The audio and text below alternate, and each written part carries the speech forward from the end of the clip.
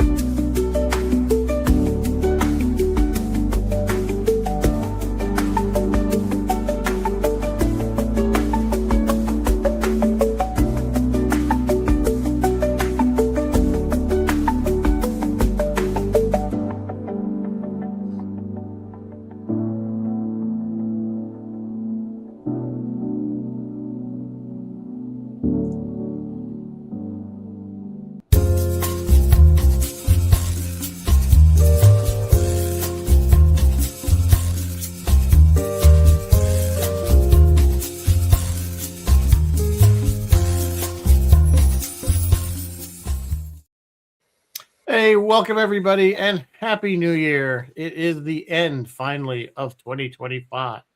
And we have some special guests. Welcome, of course, Mary Beth, and then Captain Phil and Roy are also joining us. And Captain I believe Phil's Roy fingers. is Oh, there's Captain Phil. simulcasting this on his tie-dye show. So Yeah. if you Yes. prefer, you can watch it over there, you know. Yep, watch us some here, reason. watch us there. Watch Watch us us there. everywhere. What's everywhere? Welcome all of those that are watching remotely. We already have 7 people. Great. It has been a while. We had a bit of a time off there. I think we only had one show in 2 months. I had time off, holidays. Anyway, here we are, starting over for 2026. Yeah, we're ready to tackle 2026. So tonight I thought we would just kind of talk about the past year and other things and what it was like growing up in 2025. I don't know. What do you guys think? Wait, before we get that, Mary Beth, you probably had some news. Oh yeah, I only had 2 pieces of news. Piece of news number 1 is and I'd like to hear you guys' opinions on this. Piece of news number 1 is they released photos. Strange New Worlds, Star Trek's Strange New Worlds has released season 4 or 5 cast pictures, and they put Thomas Jane in as Bones. Hopefully you guys all know who Thomas Jane is. He played in The Expanse, he played in Hung, he played in Boogie Nights, he played in a million things. Yeah, I saw that and I went, and I could too. see him pulling it off. My initial reaction was no, but maybe he can. Maybe. I think he has the snarkiness that kind of McCoy had. I don't know. I could see. I have to see it, but I think well, let's just face it. I mean, the whole Phil's having some technical issues. Yeah, Phil will be back. So when he's back, here he is. We're going to add him. And I'm going to remove Phil's the back. comments from the stage because it's blocking poor Roy, at least on my screen. So It's all good. So anyway, So I don't know.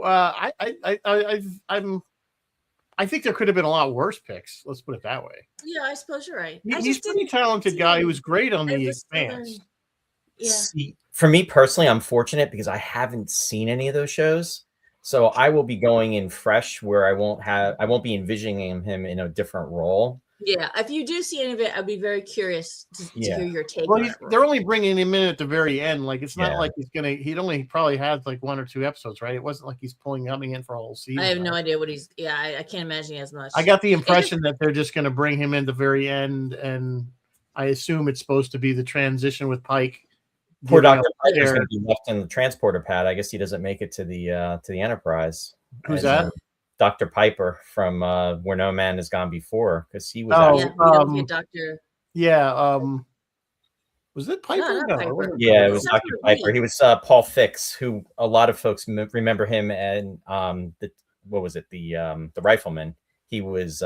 He was great in that character. Yeah, the doctor with the white hair. Yeah. He was awesome. I thought his name started with a B. Yeah, it was Dr. Yeah, Piper. I got to look that up now. You're going to make me look it up. Wait a minute. You don't believe me in regards to Star Trek? Where No Man Has Gone Before, episode 2, the one episode in the entire series I can quote from beginning to end. Oh my! I believe you, Roy. I just don't believe my memory. I love that episode. Sorry. I believe you, but I gotta. Yeah, it's Dr. Piper. No, it's Boyce.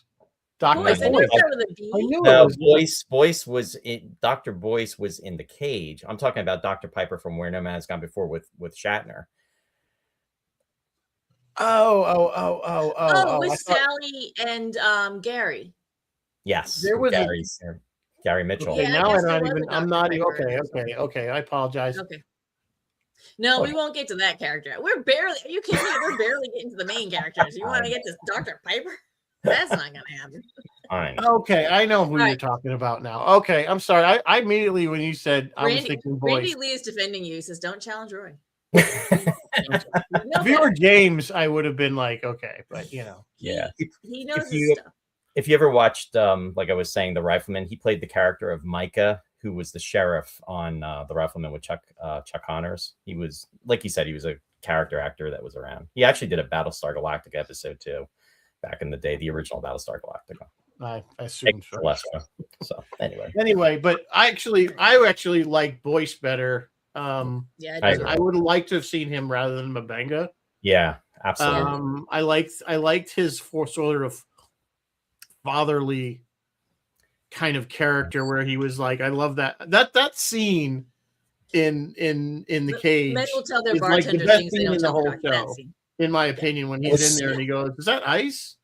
Yeah. He's like, Wait, "Yeah." that He's like, ice? "You don't want to drink a martini cold," and he goes, Sometimes you'll tell their bartenders things they'll never tell their doctor." It was such a well-written scene. It was such a great scene, and I just I thought that was one of the best scenes in that. Yeah, I gotta say, I completely agree. They missed the mark. I'm enjoying Mabenga. He's fine, but they missed the mark. They should have had Boyce in there. Yeah, totally agree. Anyway, The other piece Any of other news, I news? had tonight, the other piece of news, and this is it. I want to hear you guys' opinions on this. Warner Brothers is talking about having a fifth Matrix. It is supposedly in development. Now, what does that mean? That means they're trying to get somebody somewhere to write the script.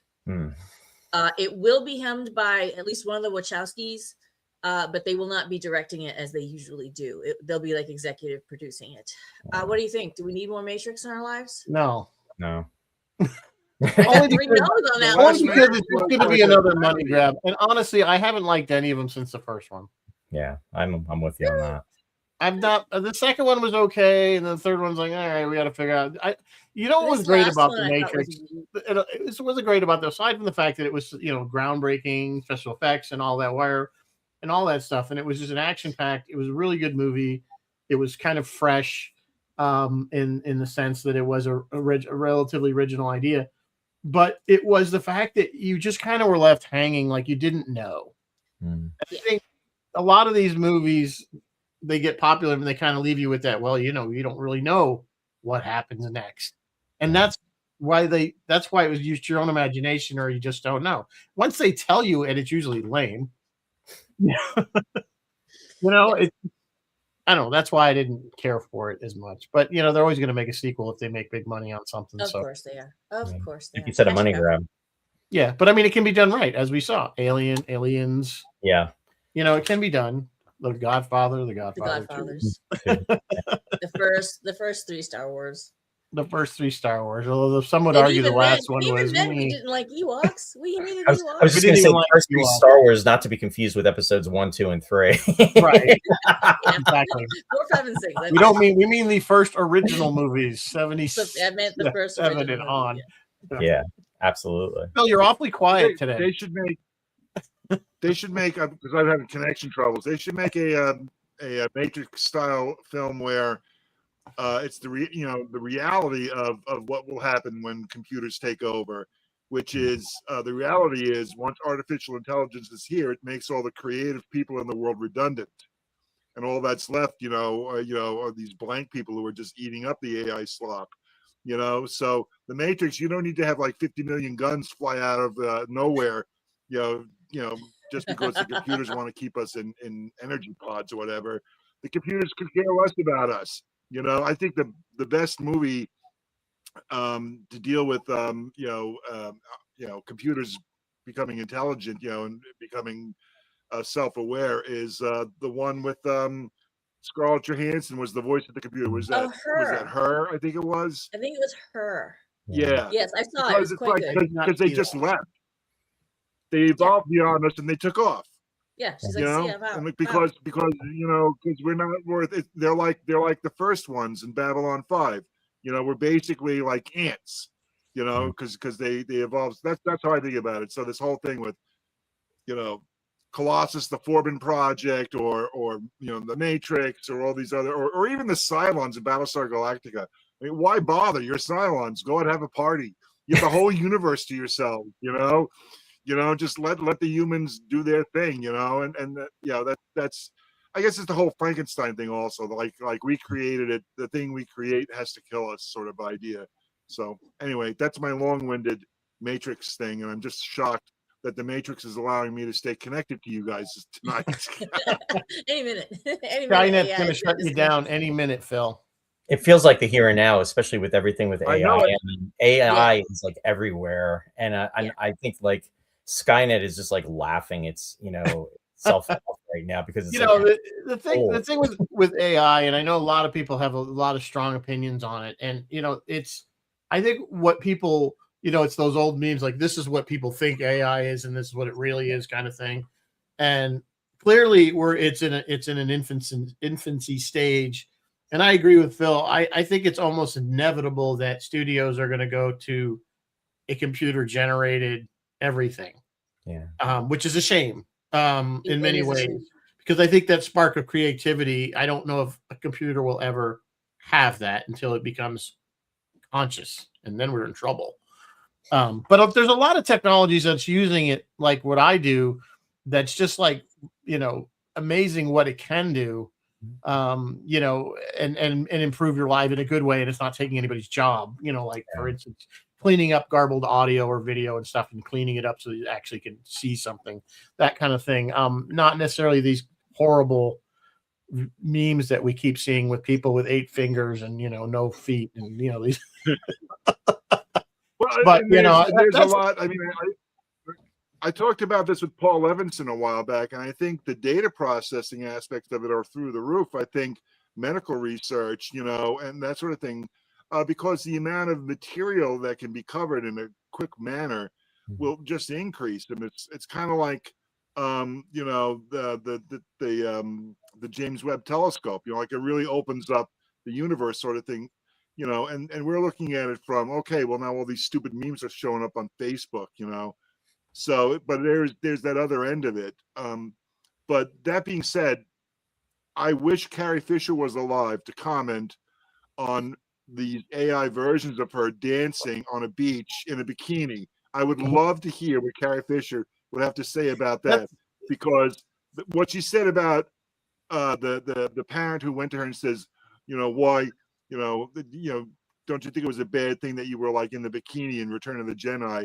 And she turned around and said, well, the reason I was in the bikini was because this giant slug put me in the bikini, so I killed him.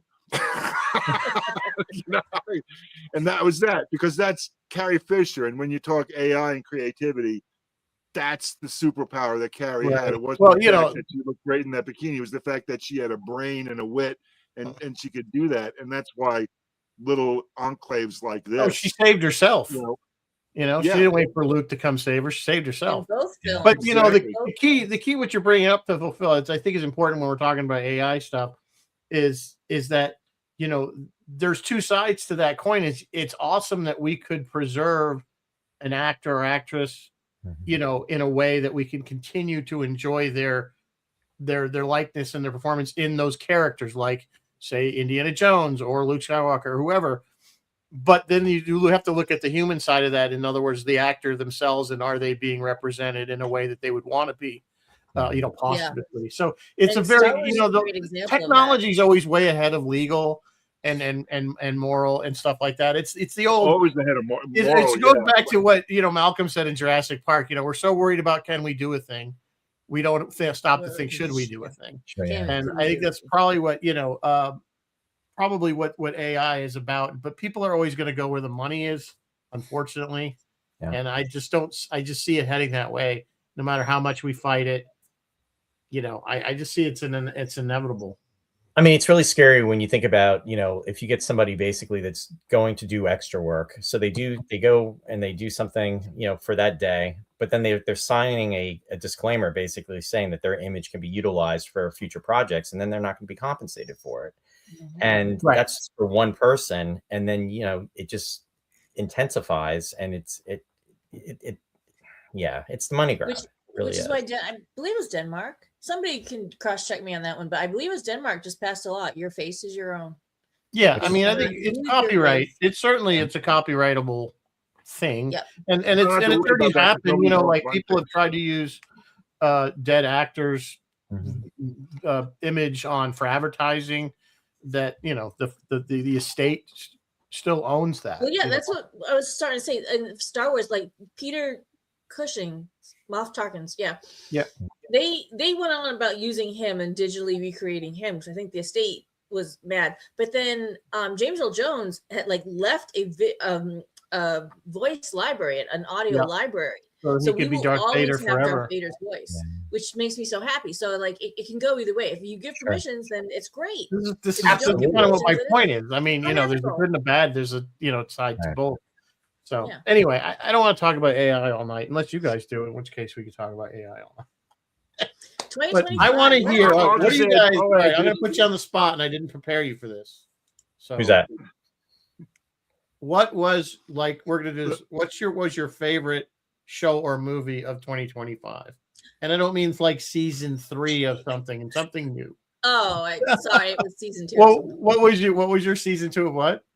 Andor. My God, Andor is the crown winner of all the shows this year. Andor. Okay. It was the best. I'll allow it because there was only 2 seasons of it, and both seasons were excellent. I have a list of stuff here. Stranger Things is wrapping up as we speak. We can talk about Stranger Things. We'll talk about that. I want to talk about Stranger Things, but not right now. Okay. I liked Alien Earth. Stranger Things. Fallout. I love Fallout. Pluribus. I love Pluribus. From had me in a chokehold. Severance had me in a chokehold. Murderbot. Peacemaker. Okay, yeah. And my number one show. He's just listing off every show that came out in 2025. That's what I watched. You want to know what I watched in 2025? That's what I watched in 2025. Okay. I watched everything. Mary Beth's got it covered. What was actually happening in the real world? I need to stay. Mary Beth just gave us a TV guide and said this. No, she was my savior of the universe there. Because I'm watching Flash Gordon back from 1980. Yeah, there you go. So yes, good stuff. Roy, what would you say? Not Flash Gordon, since that's from 1980. No, I'm just. Well, what would you say? Something that's new that came out this year, that whether it be a movie or a TV show? Mission Impossible. Really enjoyed. Was that the second part? Probably the final one. It's always the final one.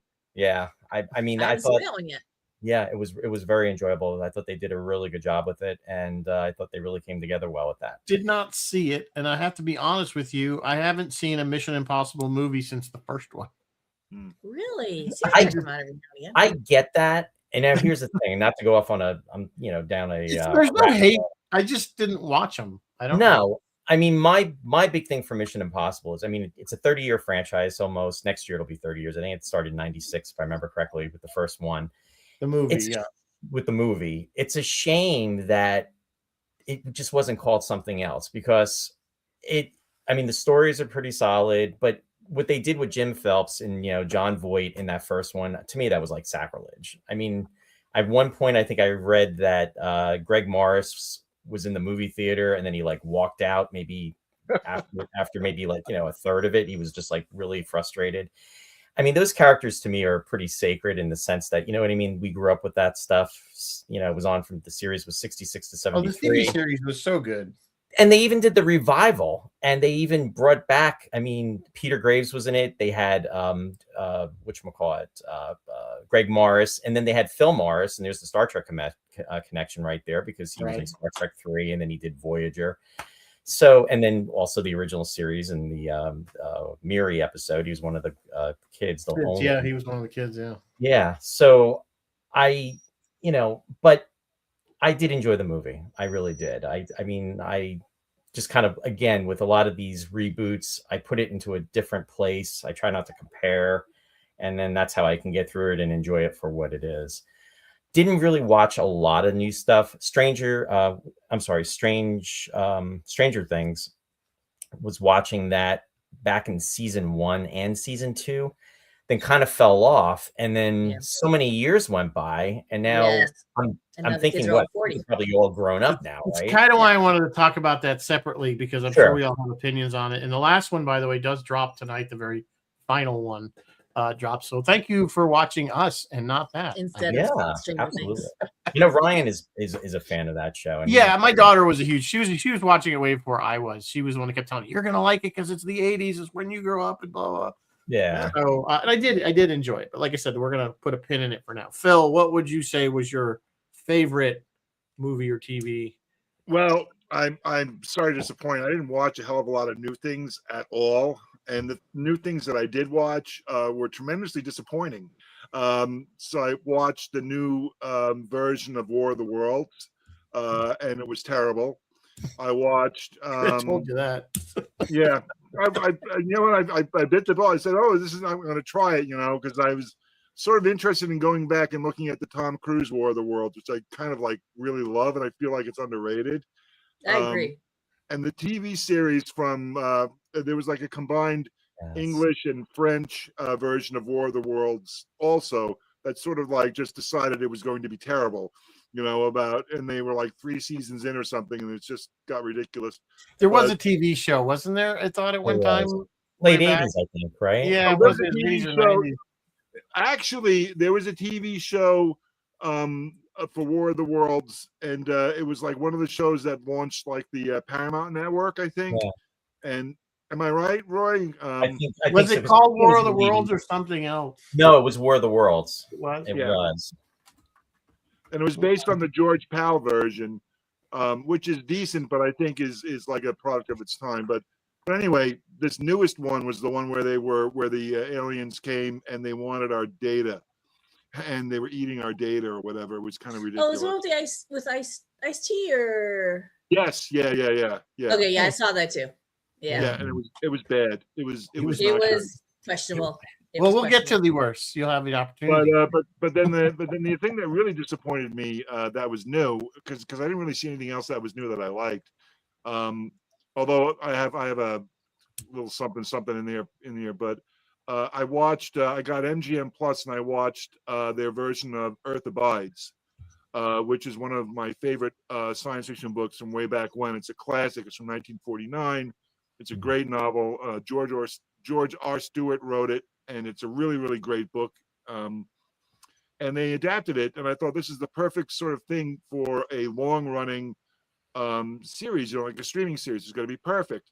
And they just murdered it, and it was just, and I'm like, this is the easiest thing in the world to do here, that just copy the book, because the book was interesting and you were really invested in everything that was going on in the world, after this, this horrendous pandemic where everybody died, so they managed to kill it, and I was just devastated. Not devastated. I mean, I got up and went on with my life the next day, but it was like, why bother? So Phil, we're going to skip you for worst of, because you went right from best of to worst. Yeah, no, but I will say one good thing about, you can skip me for worst because that was it. But I will say this, and this is that the new thing that I watched is not new at all. Is I've been catching episodes I haven't seen before of Star Trek Enterprise, and I'm just so impressed with how the show is put together, the set design, the characters. It's really coming together for me. Older track holds up. And I've been saying that forever, and everybody's like, "Oh, it was terrible." I'm like, it wasn't. No, and I don't care about the song. I just like. People spend way too much time worrying about the song. Yeah, but I like the way they're reacting. I like the things that are happening. I like the interplay.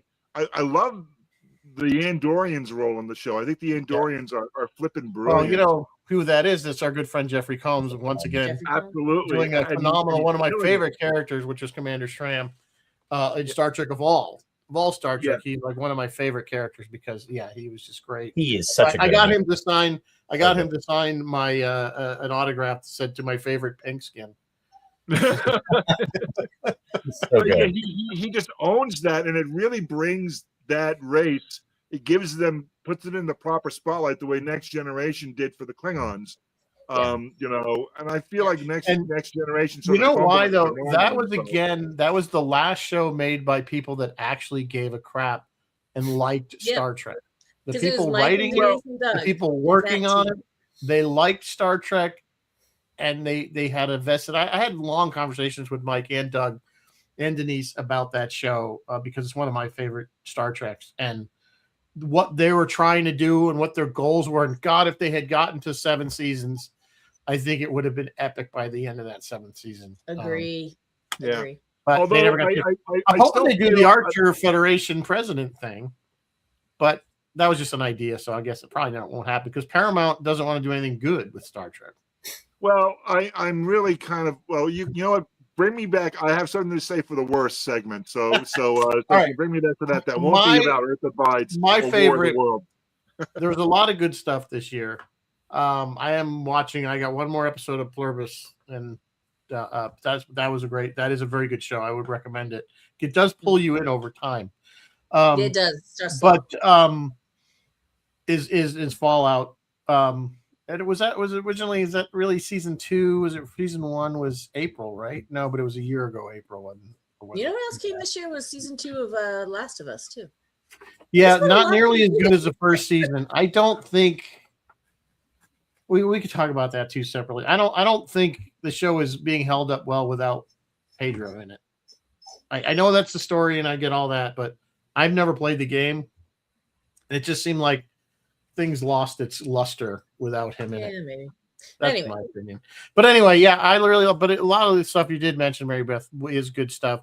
I'm a big Fallout fan, but I think they, as far as one of the adaptations from a video game, and I know Last of Us got the award for that, but if you're a fan of the Fallout video games and you watch the TV show, they did a brilliant job of merging those two together and keeping the fans and still allowing people that don't know the whole Fallout lore interested.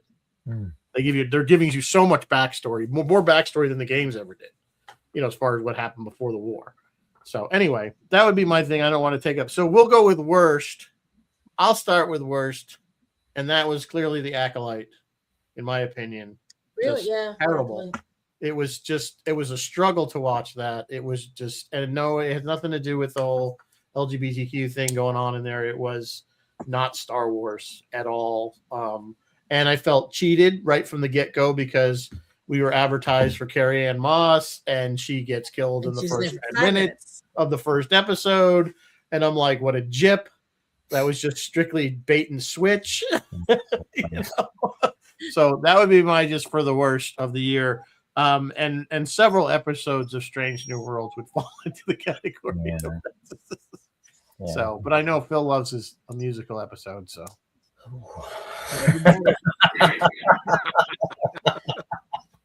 Well, Phil loves. Bill Phil, Sotak, thank you for reminding me. I don't know. That's true. Section 31 movie.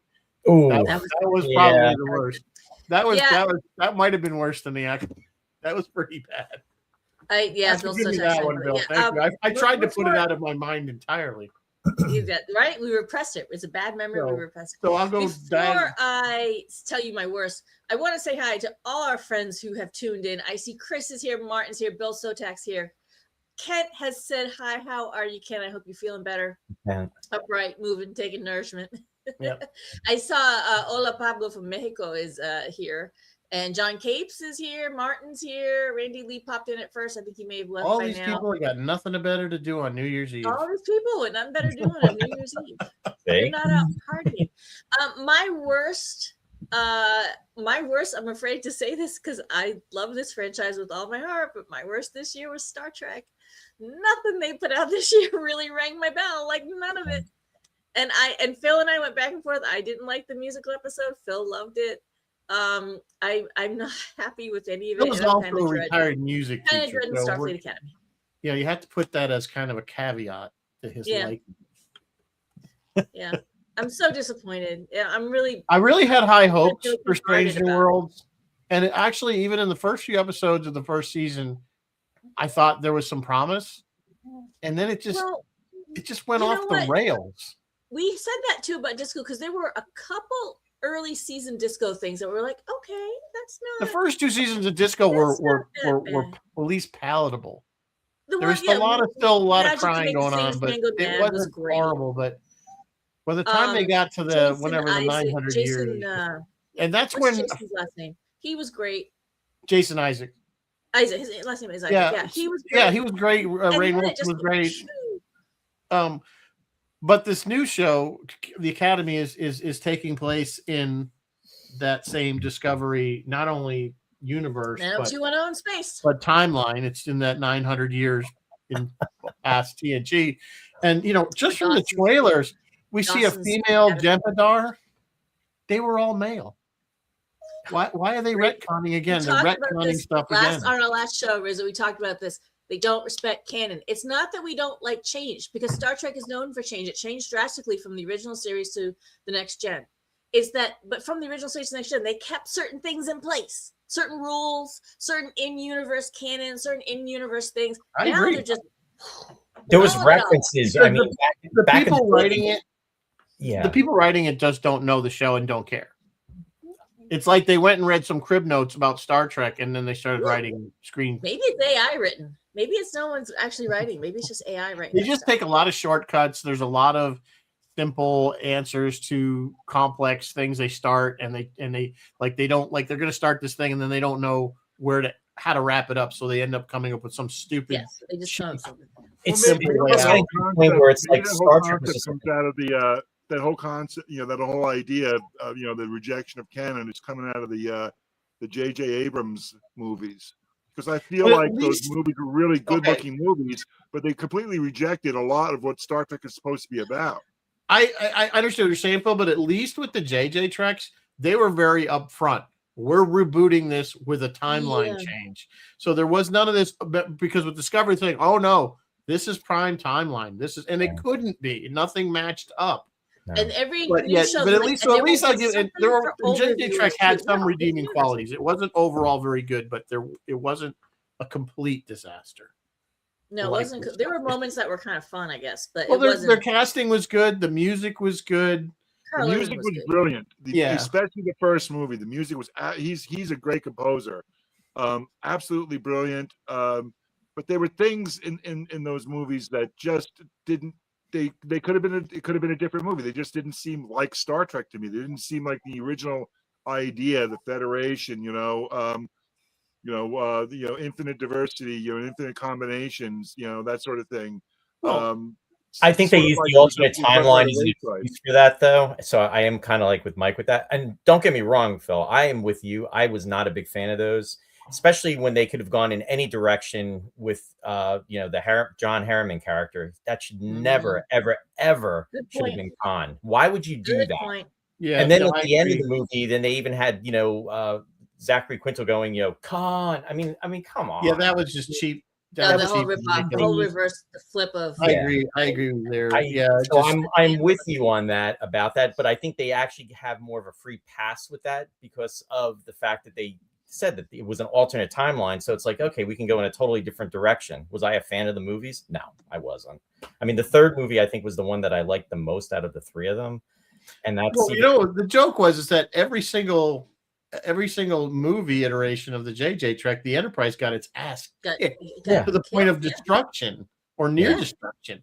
Well, And I then know, we're yeah, seeing I that did it continue. too, He but- blows You up know, the the thing ship is, every movie, and we he keep keeps seeing giving that him a new continue. ship. It's like you watch these trailers of new Star Trek, and it's all the Federation's ships getting their butts completely kicked, smashed up. Like, what happened to the shields? Don't work anymore. There's always a hole in a ship. It's like we had in the original series we saw one that was really banged up during the Doomsday Machine. exactly It was either completely destroyed, or, right. Oh yeah. That was like the only ship we ever like, saw that was. you know. No, I guess we saw some other ships that had been. Well, fouled. like the Alternate Intrepid. computer. Well, It was the no, one where let's see. everyone was frozen, and they went over there, and everyone was frozen. You mean And the? and then they made a sequel, not a sequel, but then they did a next gen. Oh, the Naked Now, the Naked Time. Is it Naked Now? Naked Now, But that was I'm on the talking planet. about original series, but in the Yeah. original series, we only saw a few ships actually get destroyed. 2 of them were destroyed by the Enterprise. Yeah. The M5. I don't know, I think that as a whole, talking about the movies and what you're talking about, I think like a lot of the core principles have just been like watered down or gone away. Like the sort of thing we saw in the Corbinite Maneuver. Yeah, Michelle know, Hughes. where we're meeting somebody new and Yeah. we're feeling each other out and we get to know each other, and in the end, we have more alike, and it doesn't make for an exciting explosion-ridden episode, but it makes for prescient, intelligent science fiction storytelling. Whereas this is how we want to go out into the universe. These are we are going out with our arms wide open. We're showing us that we're here to shake your hands. We're showing you like our hands do not have weapons, that sort of thing. Like we're coming as brothers. And this sort of thing is always like, well, what can we blow up this week? Yeah, well, that's What's movies. explode that week, Yeah, and that's I'm all movies in for, I general. love that sort of stuff, but I'm like, that isn't Star Trek. But they have to do that for film because they need that's what audience want to go to the theater to see, action. But so that's why we've always said Star Trek is better on a small screen. It And is. here was your Up opportunity. until the recent years. Yeah. I mean, even the first 2 seasons of Picard were just almost unwatchable. They were just so bad because they diverged, and that was not a separate timeline. They diverged so much from. Well, you guys know my Picard theory. I've said it many times. I love it. I've said it at the convention. Just watch season 3 and forget season 1 and 2. Yeah, Absolutely. pretend season 1 and 2 don't even exist. Just watch season 3. And Picard, then say Picard thank has you, Terry Alzheimer's. McDowell. He's sitting in the Captain Pike chair with 3 blinky lights. He has Alzheimer's, and this is like an old age hallucination he's having. Yeah, That's my Picard theory. Everything that happened In his mind. in Jean-Luc's mind. maybe he's an android anyway, right? So Well, that's and then Yeah, and he's again Android with now. that goes against everything. If what a little girl's made of. I mean, my God. well, I mean, really, if you want to talk about Sitting Picard, in the chair with the light blinking, no, Everything they did- over the whole again. thing is they had a whole episode of TNG called Measure of the Man, where Measure they of the basically Man. said we're not gonna enslave a race of race. androids. Back to Picard. What's And happening? then what We've did they do? They enslaved created them. a race of androids to be slave labor, and it's like, and and by the way, the Federation turned its back on the Romulans when they needed us, because they were, Yep. which is again so not Star Trek, so not Federation. Yeah. How many times we see Kirk, he'll disable a ship, and then hey, we're going to beam your people over. Well, rather the than Corbinite maneuver. Corbinite maneuver. Archer did steal that one ship's drive. But even he did the same thing with Balance of Terror.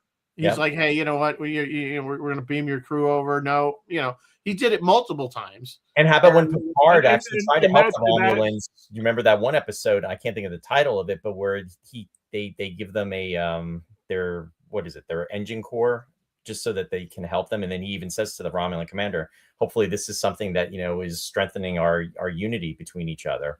But then again, the Romulans are trying to be dishonest, but still, it was the Federation trying to do the right thing. It's like this darkness that's inhabiting movies and television shows. It's everything is so freaking dark. Because the Federation was supposed to be this gleaming, yes, they had parts where there was corruption and they had bad Right. Starfleet officers and stuff, but overall it was supposed to be this is how humans, we've all come together, and they just took it. Kirk and threw it in the Kirk trash. says it to McCoy when after they in the Corbinite maneuver, he says, McCoy says, shouldn't we? And then he says, what's the mission of this ship, Doctor? To seek out aliens and Exactly. show what our high Exactly. spelling words mean. Yeah. That's why we're aboard her. Exactly. We need to be sitting in the writers' rooms because honestly, to these. But people the not- problem is they don't care. It's like this show is like 60 years old, which is incredible. And because hell, I'm gonna be 60 next year. And it's just like it's like a template for all this crap that they're making now. And it's like they don't care. They're going in their own direction. The fact that they're doing something where you got 90210 in track. I mean, and everybody sees it. It's like it's a joke. So, all right. They don't care. That's a good point. We see that. the people. So what Ugh. is it?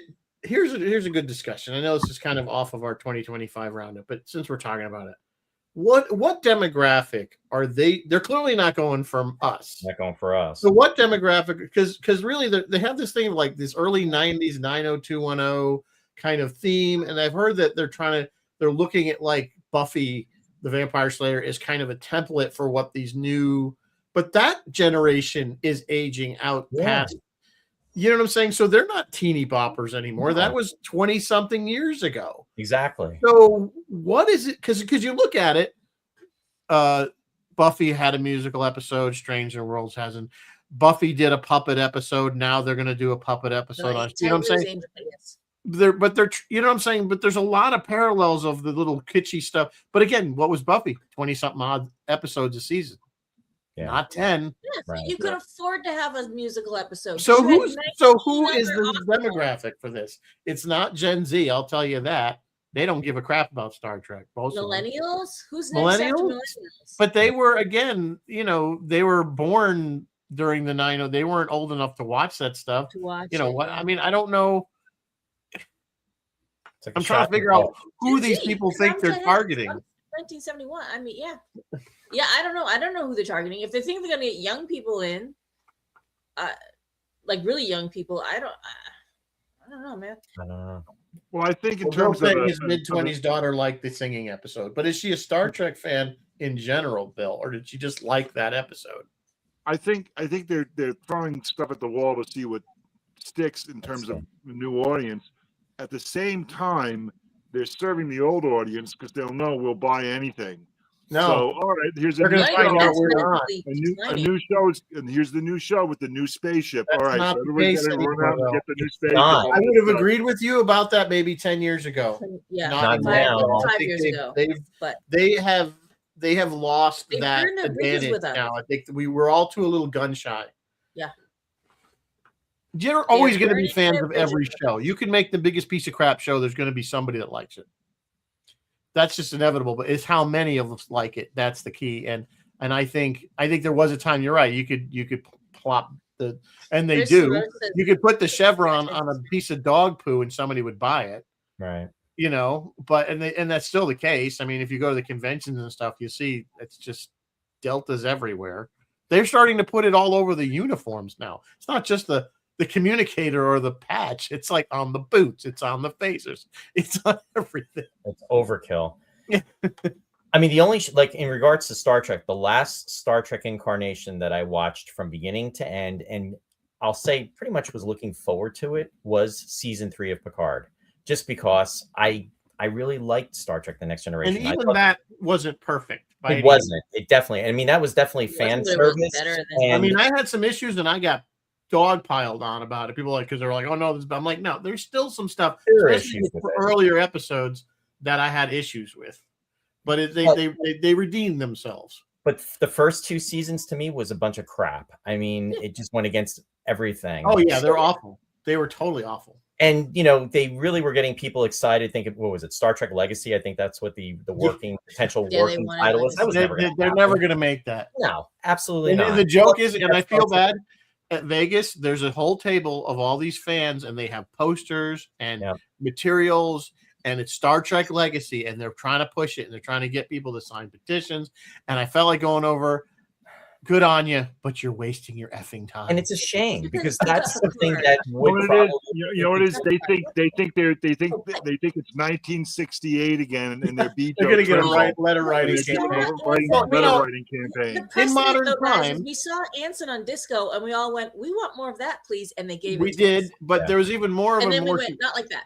The Expanse was a good example of that. This Sci-Fi Channel had started on. They get 3 seasons on Sci-Fi Channel, and they were going to cancel it.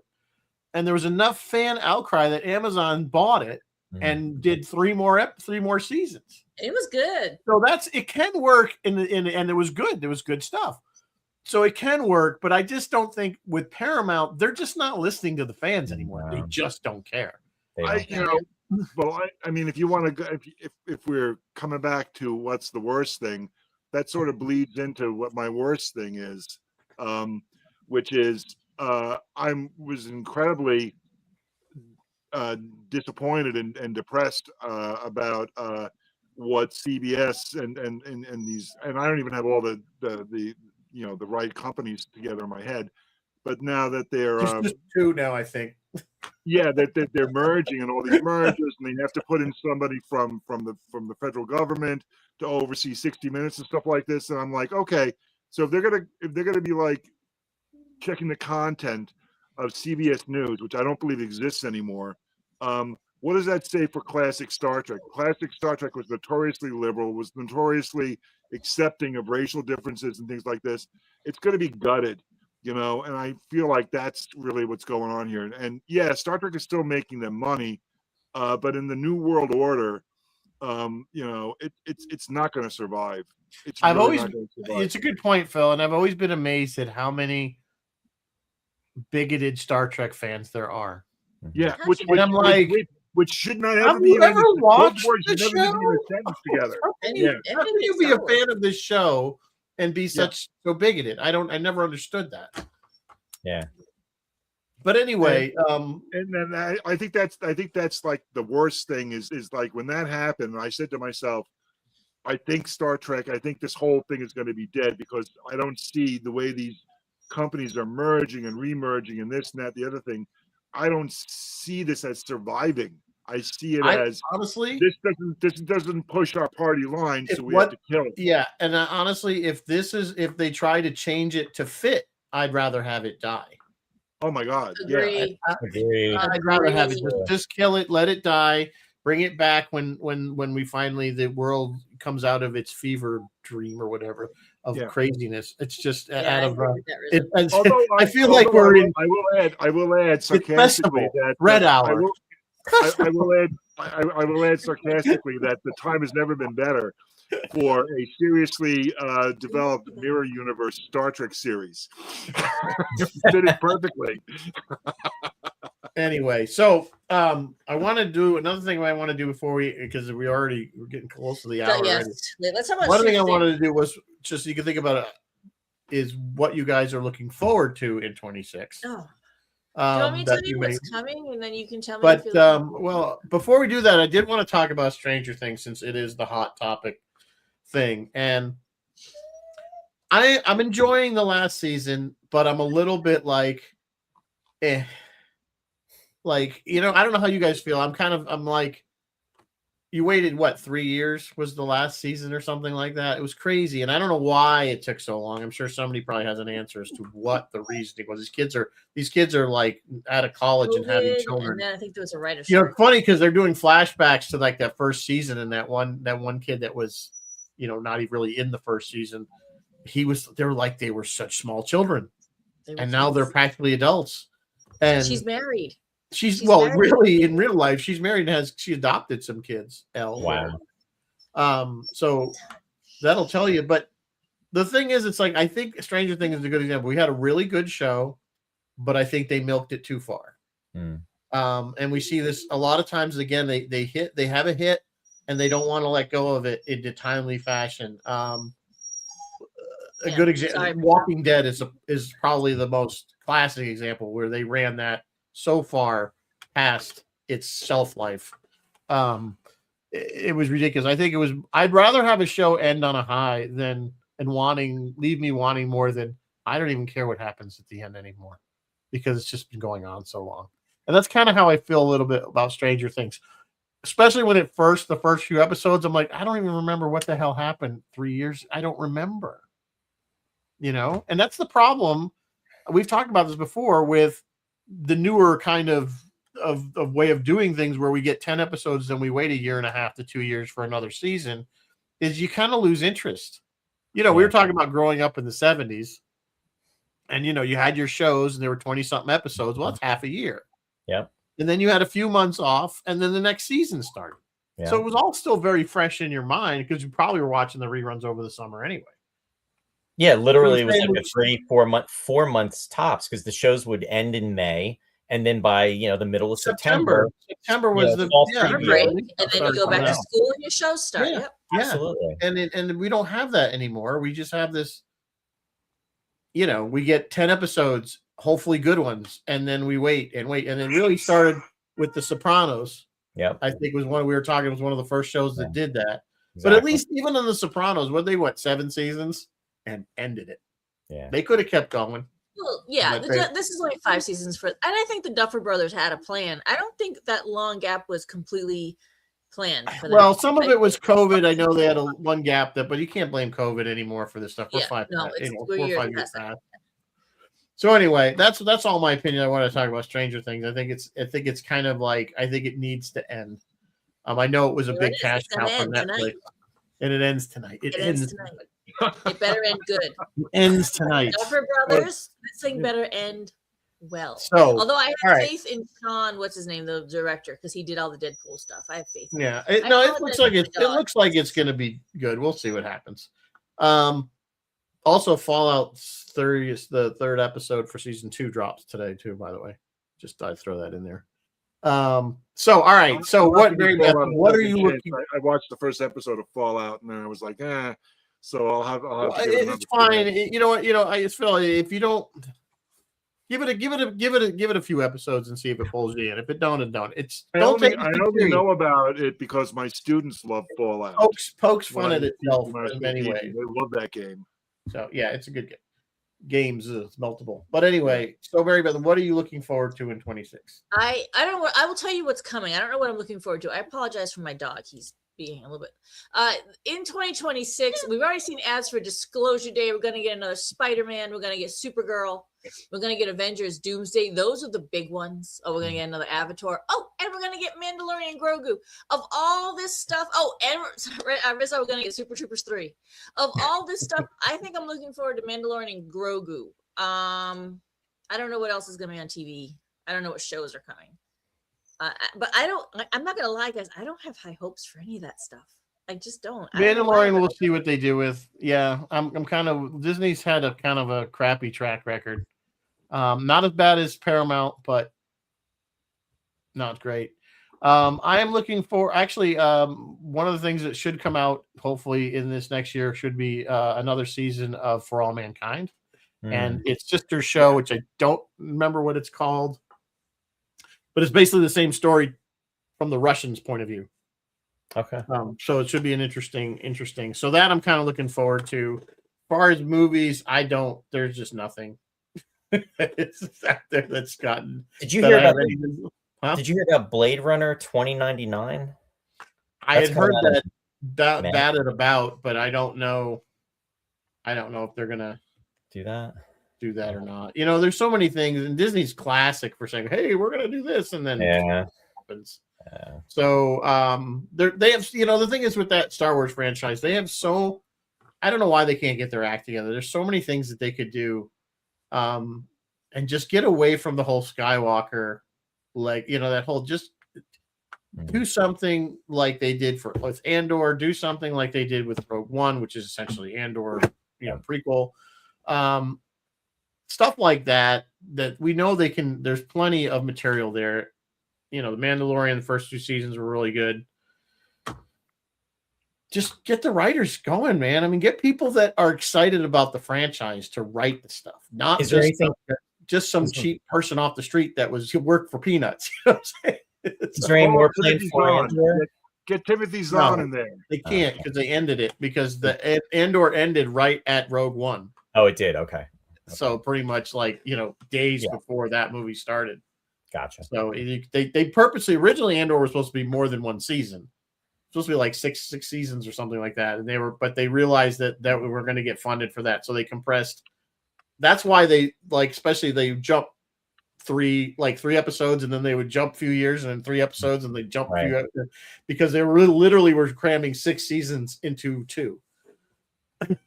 Something. Did you all see Obi-Wan when they did that? I didn't think it was that bad. A lot of people didn't like enjoyed it. I was okay with it. I was okay with it. A lot of people there's a lot of hate for it. Ryan pointed me in that direction. In fact, we watched the episodes together, and I thought it was enjoyable. And the first ones were a little slow, but then when it got going, I thought it was pretty good.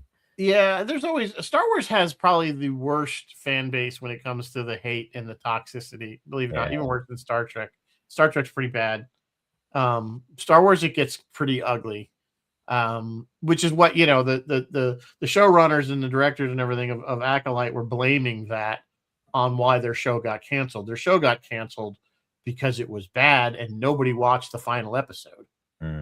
And it's all about and it was the most expensive show Disney ever produced, and it was the least watched finale of any Disney show. Wow.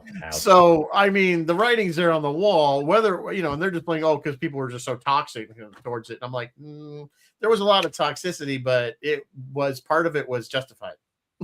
I'll tell you, though, in regards to Star Wars, though, it's nice, though, when they do all these incarnations, when you see when you see the sets, it looks like you're watching Star something. Wars. It looks Right. like Star Wars as opposed to I've Trek, always said where you that. got, you have the souped up. They are consistent with their look. Yeah. Yes. And As that's it one of the should things be. I think Star Trek has lost. It really has. Is even back in the golden age, every show had a different uniform.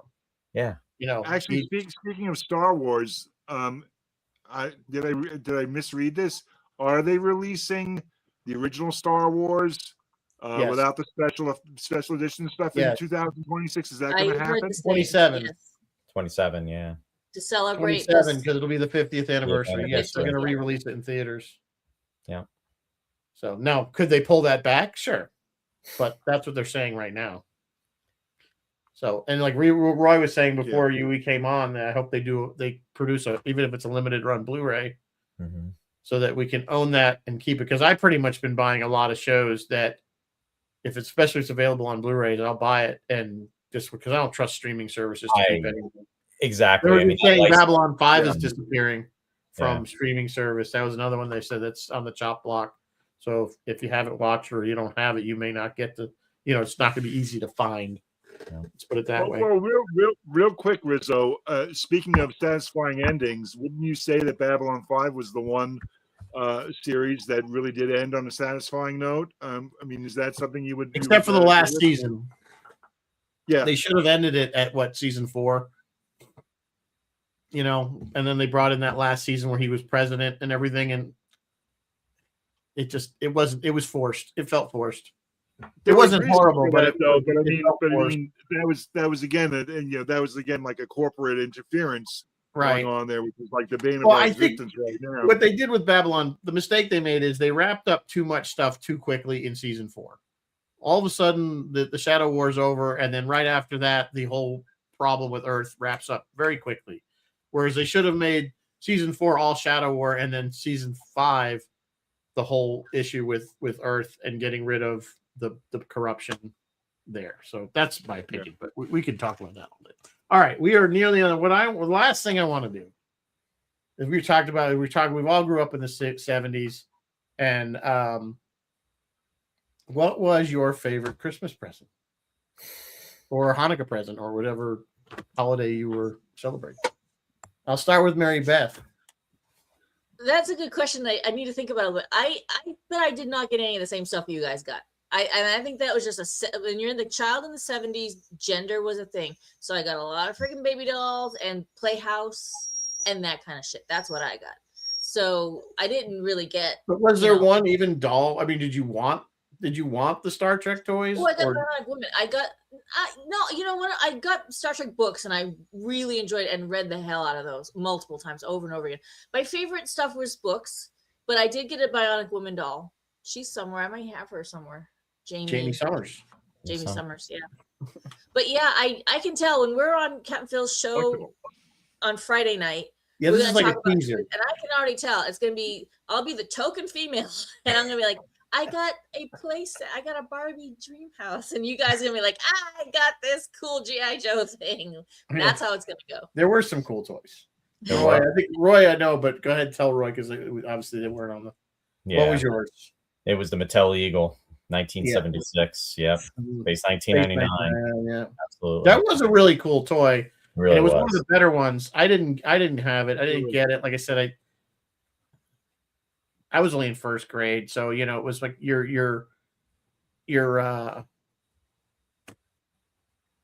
enthusiasms shift very quickly at that age. So I'm sure something else caught my eye by the time it was Christmas.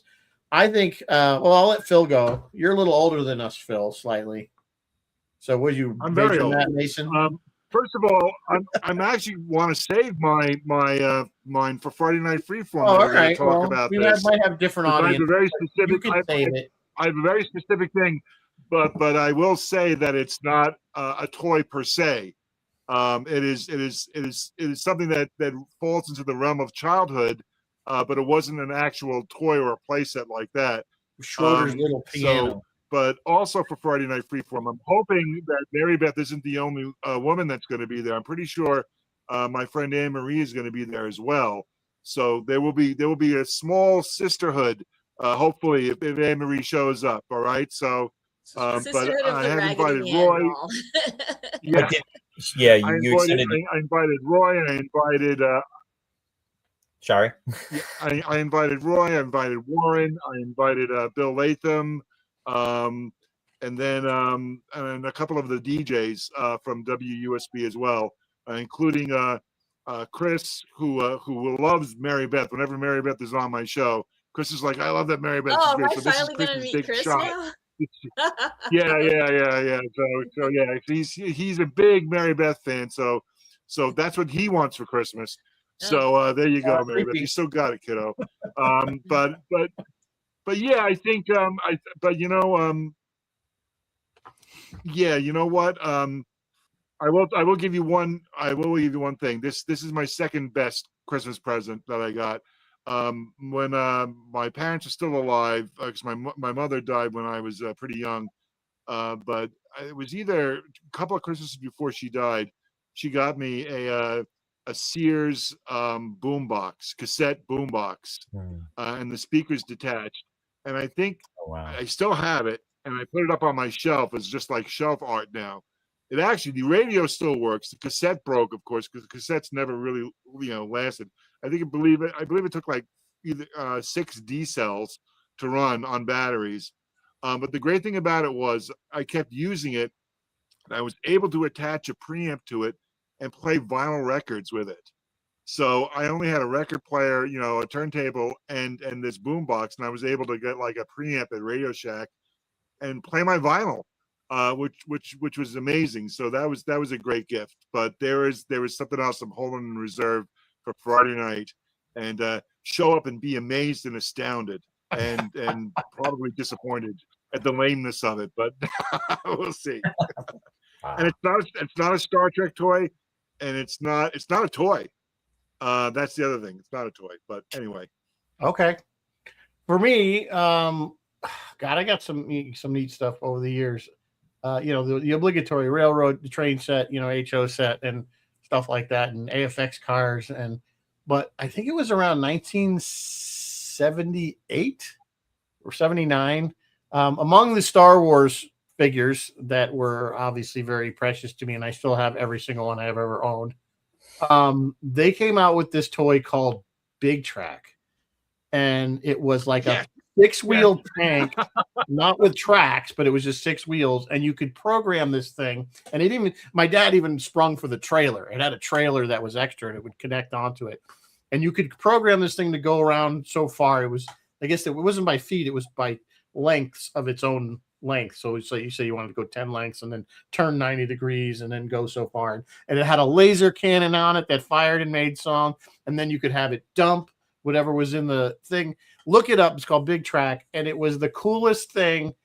I used the hell out of that thing. And I don't know what happened to it. I'm great, but I used to put all my Star Wars figures would ride in the back in the trailer. And that thing, I think, was because it was just so the technology in it for the day was pretty advanced. And it was just, you got a lot of time, a lot of these toys, you play with them for 10 minutes and you're done. And then that's it. I would have included Atari 2600, but I got that for my birthday and not Christmas. That's a good one. Yeah. Pong. And I had to make all kinds of deals for that, because that was at the time $150, I think, which in 1980, 81, whenever the hell it came out, was like you were asking for $1 million. Yeah. And you had to hook it up to the one television in the house, so that when I got it, you could, Dad, I want to watch the news. Stop playing. That's right. And you had the switch in the back. You had the switch. TV game. The little switch, because it was a channel 1 or 2. Yes. Oh my God. Flashback. And we only had the one color television in the house. So we did, and you came with the one game Combat. And just getting the games were like $20 again. Yeah, Might as well have been $100. Now games are $100. Crazy. But anyway, that's what does. But so we'll talk more about that obviously on Friday's show with Phil. Sounds like you got a lot of people, Phil. The big, I invited a lot of people. It's going to be a bit of a mess. So you, me, and Marybeth are going to have to run roughshod over the crowd. All right. I have to say the Big Tracks is a highly collectible toy. It shows up on the toy collecting groups I'm in all the time. And I think it also is like an early programming toy because you programmed it to do stuff, right? You like use like a punch card or something. You did it, had a keypad on it. So that on the top had a keypad. Yeah, you punch in the instructions. It's a great toy. Really is a great toy. I never owned it, but it's up there. That was I begged. Oh my God, I pleaded. I would be good. I would take the trash out every day without, made all kinds of bargaining. I used to sell my soul to my father to get this stuff. So anyway, not that I kept up my end of the bargain anyway, but once you had it, whatever. So, all right. Well, that sounds like fun. It's going to be good. Roy, are you doing a show Friday or Sunday or? Oh yeah, we're just going to do a show on Friday. We're going to be doing like a tribute to Gil Gerard because he just, as you know, he just passed. So we're going to talk about his career and just remembering Gil. So I'm just inviting anybody that for in the chat section, memories of whether it's what shows of Gil's that you enjoyed. If you saw him at convention appearances, I know he was up in Ticonderoga. Unfortunately, I didn't get to see him up there. And just same here. But so it's Roy's Tie-Dye Sci-Fi Corner, and that's on Friday, 7 p.m. Eastern Standard Time. And we'll be talking about that. And you guys just did Buck Rogers also. Yeah, we did Buck Rogers on December 17th. Yeah, right before the holidays. And it was, I tell you, that was so funny. Not funny, but ironic. It was ironic because I had planned to do it a month prior to him dying. No, and then he died like literally the day before. The day before the show. Weird. Yeah. We kind of had our own little tribute to Gil. And the memories of that show. Like I said, I was the perfect age for that show. I was the demographic at 11, 12 years old. Now, Mike, going back 5.5 years ago on the show when it wasn't Roy's Tie-Dye Sci-Fi Corner, but I believe it was like episode 6, we talked about Buck Rogers. Yeah. But it's that was a show on Thursday nights, the 70s, and it's just part of our. I had nobody else in my house but my dad, and my dad wasn't interested, even though he had taken me to the movie. Yeah, he wasn't interested in watching. My father he didn't watch sci-fi. He just wasn't his thing. And so I used to watch it on a 12-inch black and white television with rabbit ears with all snow. I mean, it barely came in. It was barely watchable. It really wasn't watchable by today's standards. And that's how I watched Buck Rogers until it was starting to come out in reruns, and we had better, cable. We didn't even have cable back then. So that was my disappointment, though. I didn't get to see it in the theater, but I saw it. I think I said on our show, the opening credits is very risque. Oh, very well done, but it's really risque. And I think my father was taking his 11-year-old son, 10-year-old son, whatever I was, and I think he was a little like, "Did I make a horrible mistake? This is PG, right?" I know. Some of those girls aren't even in the movie. I mean, that's Erin Gray, and you had Pamela Hemsley in the credits, but then there were these other women that's like they're not even in the movie. And they made the credits, but anyway, there's a lot of scantily clad, which is why I said it was the perfect age because it was it was a space adventure, and the women were scantily clad. Yep, 1979. And that's why perfect. That's why Buck Rogers is like Picard, because Buck Rogers is basically the 2 seasons is basically Buck Rogers in hypersleep or frozen solid, dreaming. And he's dreaming those 2 seasons after his weird pole dancing video at the beginning of that movie, So the same thing happened.